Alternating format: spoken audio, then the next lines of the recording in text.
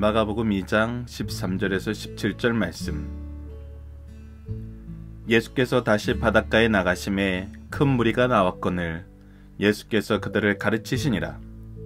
또 지나가시다가 알페오의 아들 레이가 세간에 앉아있는 것을 보시고 그에게 이르시되 나를 따르라 하시니 일어나 따르니라. 그의 집에 앉아 잡수실 때에 많은 세리와 죄인들이 예수와 그의 제자들과 함께 앉았으니 이는 그러한 사람이 많이 있어서 예수를 따름이로라. 바리새인의 서기관들이 예수께서 죄인 및 세리들과 함께 잡수시는 것을 보고 그의 제자들에게 이르되 어찌하여 세리 및 죄인들과 함께 먹는가? 예수께서 들으시고 그들에게 이르시되 건강한 자에게는 의사가 쓸데없고 병든 자에게라야 쓸데있느니라. 나는 의인을 부르러 온 것이 아니요 죄인을 부르러 왔노라 하시니라. 아멘. 안녕하세요. 승리한 산 가족 여러분, 그리고 강성성경연구원 여러분. 오늘은 마가복음 2장 13절에서 17절 말씀을 예수님의 제자가 됨을 감사하자라는 제목으로 함께 나누는 시간을 갖도록 하겠습니다.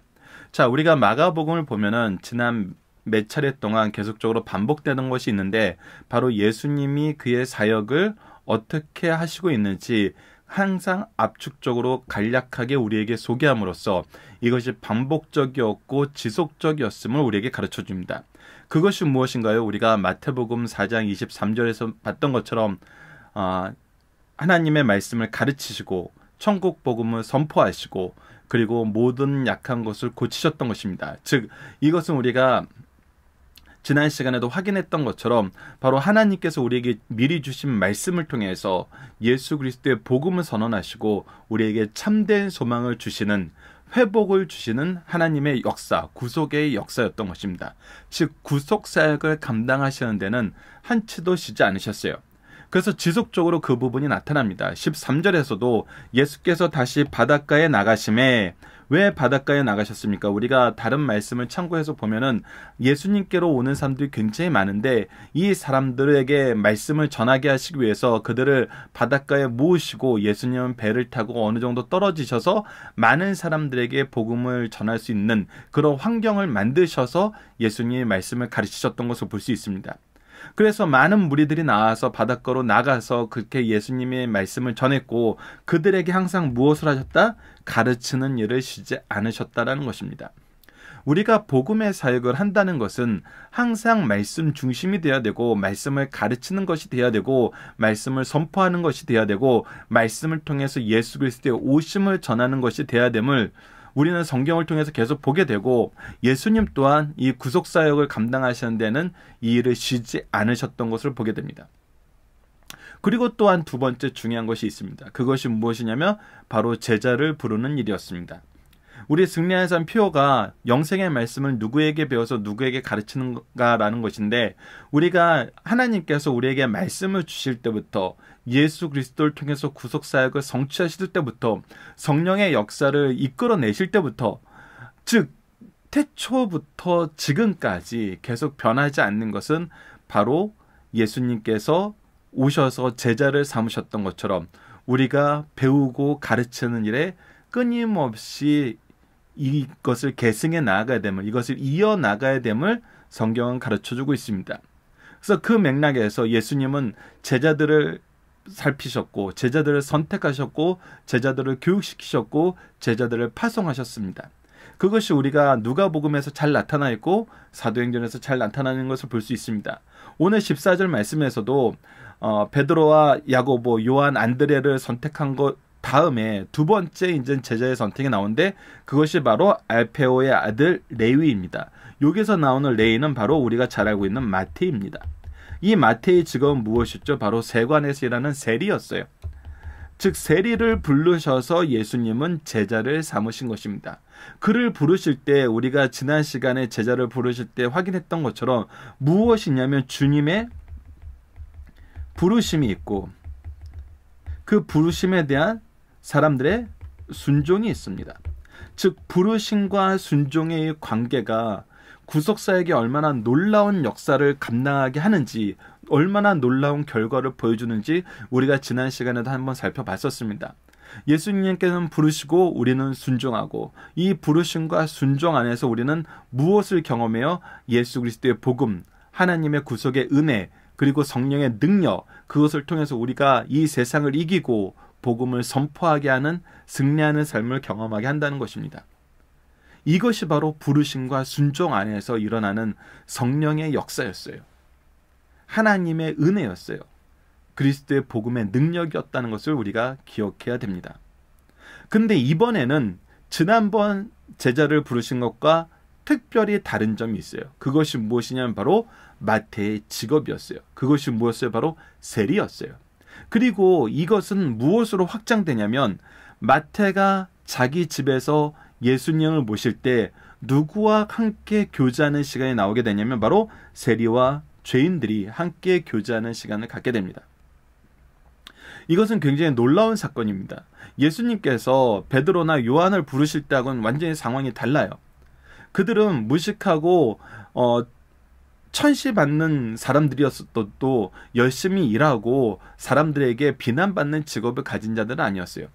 그러나 세리는 어떤 자들입니까? 이 세리들이 세금을 걷어서 지금 누구한테 주고 있어요? 바로 로마에 주고 있어요. 이것은 민족적인 관점에서 봤을 때는 바로 민족을 반역한 반역자들인 거예요. 그래서 이 이스라엘 공동체에 잘 소속될 수 없었어요. 그리고 이 죄인들이라고 얘기했을 때 일반적으로 우리가 죄인들을 뭐라 그럽니까? 이 공동체에서 용인하지 않는 자들이에요. 대부분이 창기들이고 대부분이 이 죄로 인해서 공동체에서 배척받는 사람들이었어요. 어떻게 보면은 우리가 어제 말씀하고 연결해서 보면은 어떤 사람일 수 있냐면 연약한 사람들, 병든 사람일 수 있어요. 그들의 병이 무엇의 결과로 사람들이 생각하고 있기 때문에, 바로 죄의 결과로 생각하고 있기 때문에. 그런데 그런 자들이 세리였던 마태의 집에서 예수님을 만나게 되는 거예요. 다른 많은 세리들이 찾아와서 그동안 하지 못했던 예수님과의 교제가 이루어지고 예수님의 복음의 선포와 은혜의 나눔이 이루어지는 것입니다. 그곳에 많은 죄인들이 함께 했어요. 그런데 이것을 보고 어떤 일이 생깁니까? 바로 16절 말씀입니다. 바리새인들의 서기관들이 예수께서 죄인 및 세리들과 함께 잡수시는 것을 보고 그의 제자에게 이르되 어찌하여 세리 및 죄인들과 함께 먹는가라는 거예요. 이것은 무슨 뜻입니까? 하나님의 말씀을 전하는 사람이 어떻게 하나님께서 죄인이라고 지칭한 사람들에게, 그들의 죄를 용인하지 말라고 했던 사람들에게 다가가서 그들과 함께 식사를 할 수 있냐는 거예요. 어떻게 형제의 교제를, 가정의 교제를, 사랑의 교제를, 복음의 교제를 할 수 있는 거예요. 이것은 어찌 보면 타당해 보이기도 합니다. 왜? 그들이 죄인임을 하나님은 분명히 말씀하셨고 이 사회가 그들을 죄인으로 용인하고 있었고, 그리고 그들 또한, 당사자들 또한 자신들이 죄인임을 알고 있었거든요. 이들에게 은혜를 베푸는 것은 어찌 보면은 그들이 죄를 돌이키기도 전에 우리가 먼저 손을 내밈으로써 그들의 죄를 용인해 주는 것처럼 보일 수 있다는 측면에서는 일면 타당해요. 그런데 우리가 구약의 말씀을 자세히 보면은 구약에서는 하나님께서 제사장의 직분을 굉장히 강하게 강조하시는데, 그 제사장의 직분을 통해서 우리가 무엇하는 길이 있음을 항상 가르쳐 주냐면 우리에게 하나님의 은혜로 회복되는 길이 있음을 가르쳐 줘요. 특히 여러분들 질병에 대한 그 모세 오경의 말씀, 특히 레위기와 민수기 말씀을 보면은 하나님이 항상 무엇을 보게 하시냐면 질병으로 인해서 몸이 더럽혀진 사람들은 하나님께서 구별해서 그들이 구별된 곳에서 생활하게 하세요. 그런데 구별된 곳에서 생활하게 하시고 내버려 두는 것이 아니라 항상 무엇에 대한 규례를 우리에게 같이 주시냐면 그들이 깨끗해졌을 때 누구에게 나와서 어떻게 하여서 너희들의 깨끗함을 공인하게 하시는지를 가르쳐줘요. 이것은 지금 무엇을 뜻하냐면 하나님의 은혜가 있으면 너희들이 깨끗해지기 때문에 깨끗하게 됨을 소망하게 하시는 하나님의 말씀의 뜻이 있는 거예요. 그들을 분리해서 버려야 되면 깨끗하게 하는 규례를 깨끗하게 되었을 때 어떻게 해야 되는지 그 규례를 우리에게 주실 필요가 없죠. 하나님은 항상 회복, 항상 깨끗하게 하심, 거룩함으로 들어올 수 있는 길을 우리에게 가르쳐 주시지 이것을 죄로 분류해서 내버려 두게 하지 않으신다는 거예요. 항상 하나님의 은혜를 간구하게 하시고 그 안에서 은혜를 소망하게 하시고 은혜를 경험하게 하세요. 그랬는데 이 바리새인들과 서기관들은 하나님께서 말씀하신 이 회복의 역사, 회복의 은혜에 대해서는 관심이 없고 이들이 죄가 있다는 것을 지적하는 데 관심이 있다는 거예요. 자, 이거는 우리가 자주 얘기했던 것처럼 이들은 제사장으로서 하나님이 세우신 거룩한 나라로서 제사장으로서 회복의 역할을 감당하고 속죄의 역할을 감당하는 것이 아니라 무슨 역할을 하는 거예요? 재판관의 역할을 하는 거예요.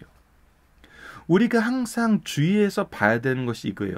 분명히 대제사장들에게 그 죄가 어떤 것이고 그 육체의 질병이 어떤 것이고 그것을 분별하게 하셨어요.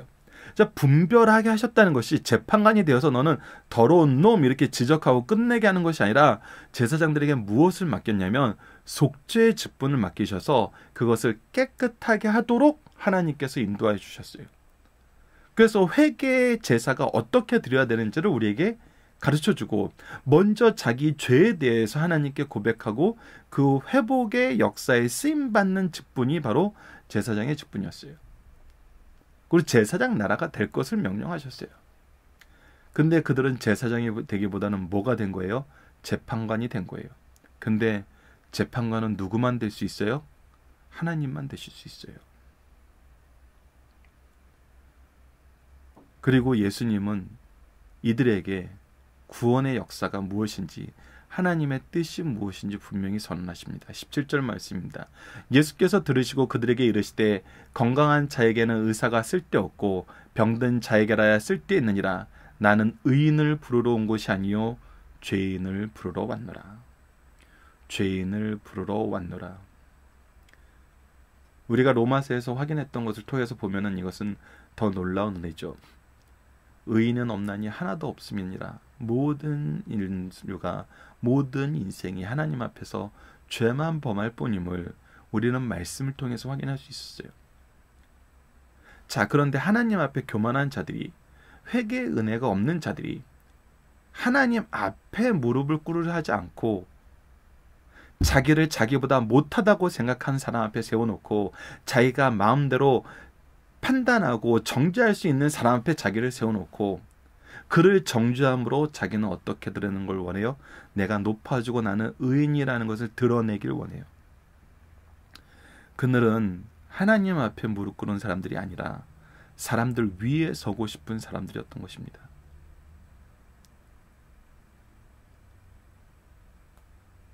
그들은 의인이 될 수 없는 사람인데 의인이 된 척하기 위해서 누군가를 재단하고 누군가를 평가하고 누군가를 정죄했습니다.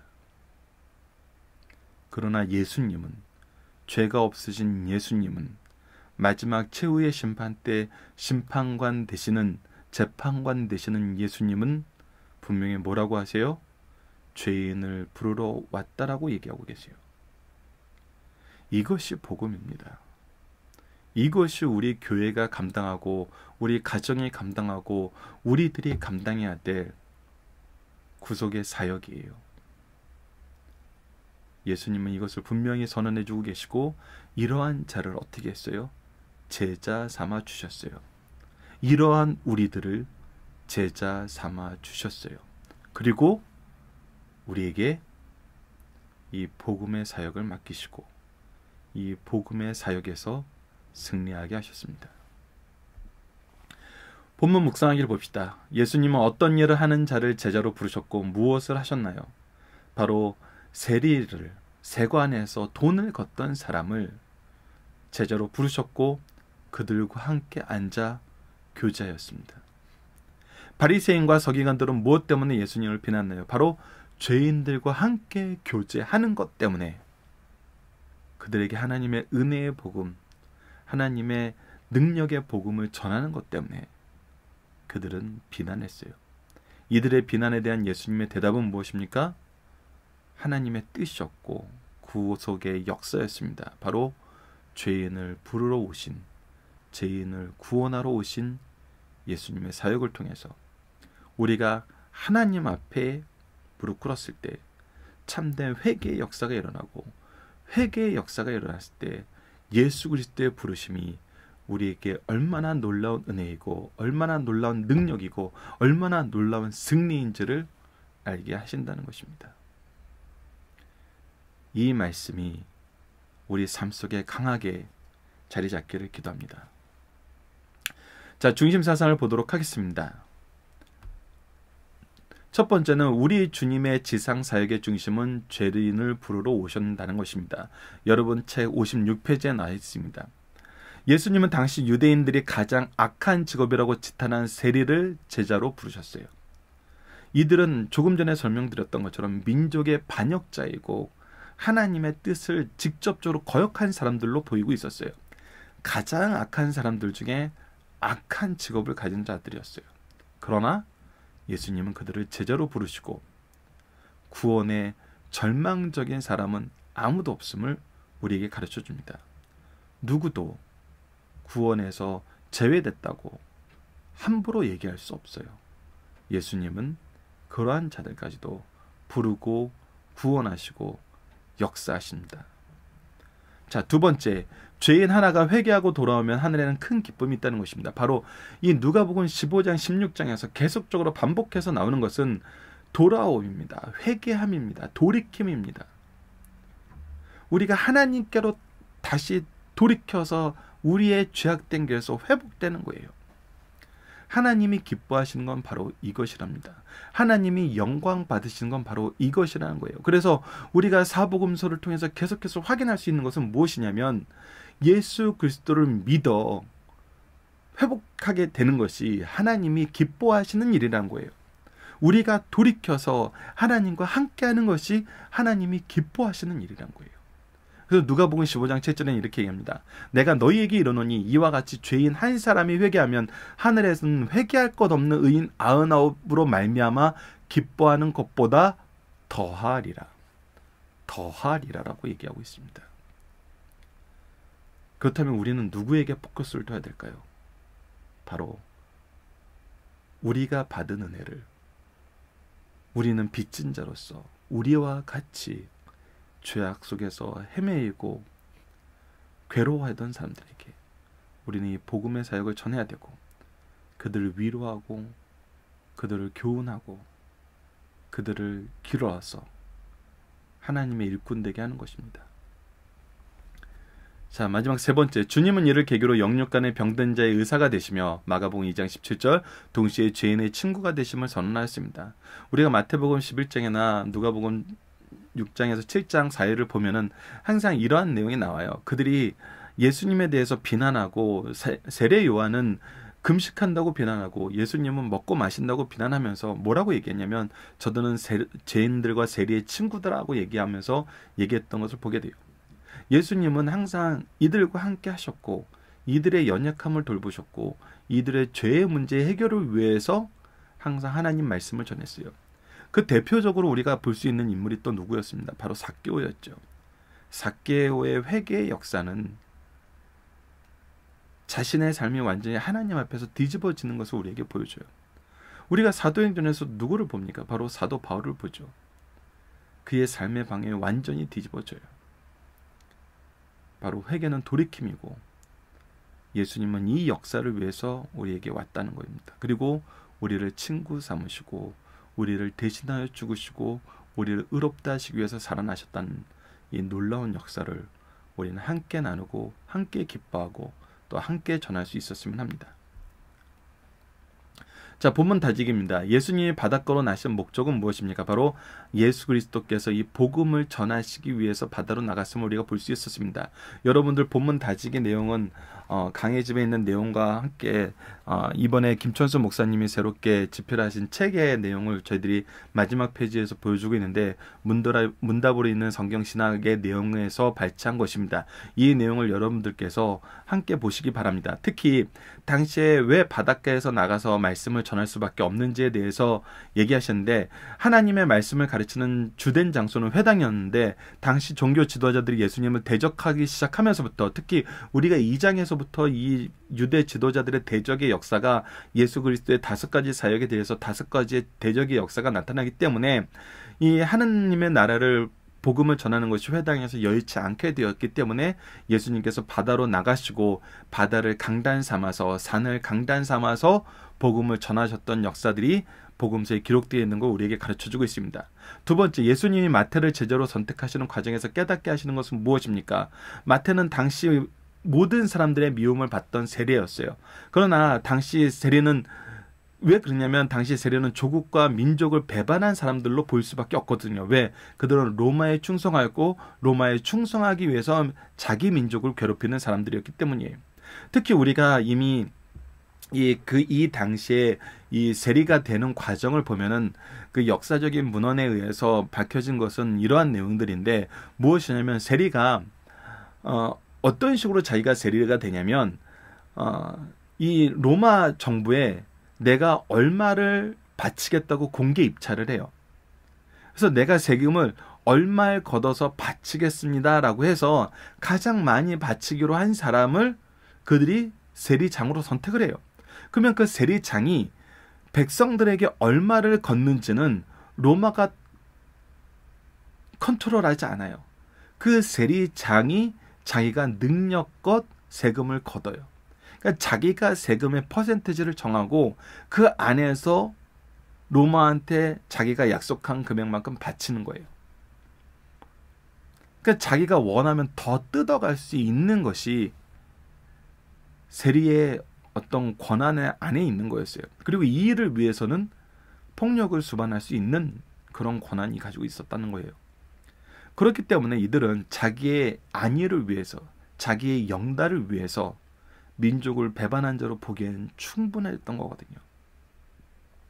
근데 그런 마태를 예수님이 제자로 삼으시고 부르시고, 마태는 그것에 순종하고, 그 순종함 속에서 그렇다면 마태는 어떤 사람이었을까에 대해서도 우리가 다시 한번 보게 되는데, 그는 자기가 가지고 있던 많은 것을 포기하고 자기의 영달을 위한 삶을 포기하고 예수님을 따랐다는 것을 볼 수 있어요. 그 안에서 그는 하나님께서 선택하신 사람이 되었고, 바로 마태복음이라는 놀라운 복음서를 적는 저자가 되었어요. 하나님이 쓰시는 과정에서 우리가 이 말씀을 보면은 얼마나 놀랍게 역사하시고, 얼마나 은혜롭게 역사하시고, 얼마나 다른 삶을 살게 하시는지를 보게 됩니다. 이것이 바로 예수님이 우리를 부르실 때 나타나고 우리가 그것에 순종했을 때 나타나게 되는 하나님의 역사였어요. 자, 그리고 바리새인들의 잘못은 무엇입니까? 이들은 죄에 대한 문제에 대해서 하나님의 마음을 가진 것이 아니라 자기들의 기준을 가지고 있었다는 거예요. 그리고 본질적으로 하나님의 뜻은 구원에 있고 그의 거룩함에 이르게 하는 데 있고 그의 영광을 바라보게 하는 데 있는데, 이들은 무엇했다는 거예요? 그들을 단절시켜 놓고 그들을 단절시킴으로써 무엇이 드러나게 했어요? 자기 의가 드러나게 했어요. 그래서 바리새인들에 대한 예수님의 비난은 어떤 것이었습니까? 바로 자기는 어떤 조그만 짐도 지지 않으면서 사람들에게 많은 짐을 지우는, 즉 자기는 겉으로만 거룩한 척하면서 사람들에겐 거룩한 삶은 이런 것이다라고 얘기하면서 사람들을 올매우고, 그 올매었던 곳에서 자유함을 잃게 하고, 자유함을 잃었던 것을 통해서 죄책감을 들게 하고, 그 죄책감을 이용해서 자기 배를 채웠다는 거예요. 이것을 우리가 항상 보고 주의해야 되는 것입니다. 주의해야 되는 것이에요. 자, 적용합니다. 우리는 세상을 어떤 시각으로 보아야 하며 어떠한 역할을 해야 되나요? 다시 한번 보지만 우리는 세상을 그리스도께서 보셨던 시각, 즉 죄인을 구원하러 오신, 병자를 고치러 오신 예수님의 시각에서 봐야 돼요. 예수님의 시각에서 볼 때 우리는 항상 예수님의 사역을 따라갈 수밖에 없어요. 뭡니까? 하나님의 말씀을 가르치시고 천국 복음을 선포하고 모든 연약한 것을 돌보는 거예요. 그들을 고치는 것입니다.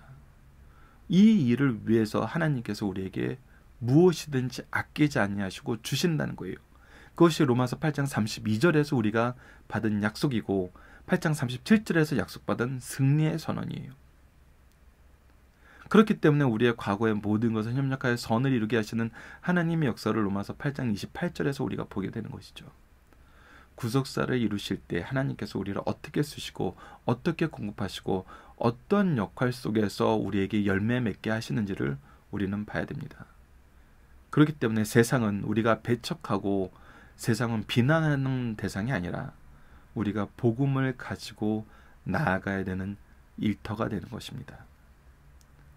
더군다나 세상이 그러할진데 우리 교회와 우리 가정은요, 더더욱 그러하죠. 그래서 우리가 세상에 나갈 때는 재판관으로 나가는 것이 아닙니다. 제사장으로 나아가는 것입니다. 제사장으로 나아가서 사제의 은총에 통로가 되고 먼저 받은 은혜를 나누는, 오히려 빚진 자로서 나누는, 값없이 나누는 것은 우리가 할 수 있는 것이 아니에요. 우리는 빚진 자로서 나누는 거예요. 우리가 이 은혜에 동참하여서 세상을 향한 빛과 소금의 역할, 또 예수 그리스도의 복음의 사역에 하나가 되는 우리 승리한 산 가족 여러분들, 그리고 강성성경 연구원 여러분들 되었으면 합니다. 우리가 오늘 함께 기도할 제목은 하나님 죄인을 위해 오시고 치료하시며 화목하게 하시는 그리스도의 사명을 우리로 본받게 하여 주소서. 두 번째는 복음으로 세상을 향해 나아가는 복음의 일꾼이 되게 하여 주소서. 이것은 우리가 어떤 장소에서 어떤 상황에서 어떤 시대를 살든지 동일한 것입니다. 그리고 이러한 부르심 속에서 순종했을 때 하나님께서는 항상 우리에게 은혜를 경험하게 하시고 능력을 채워주시고 승리를 허락하심을 우리가 보게 됩니다. 이 안에서 이 제목을 가지고 함께 기도함으로 이번 한 주 마무리하고 또 우리가 주일을 준비하면서 승리의 소식을 가지고 나가서 함께 예배드리는 우리 승리한 사가족 여러분들, 강성성경 연구원 여러분들 되었으면 합니다. 감사합니다.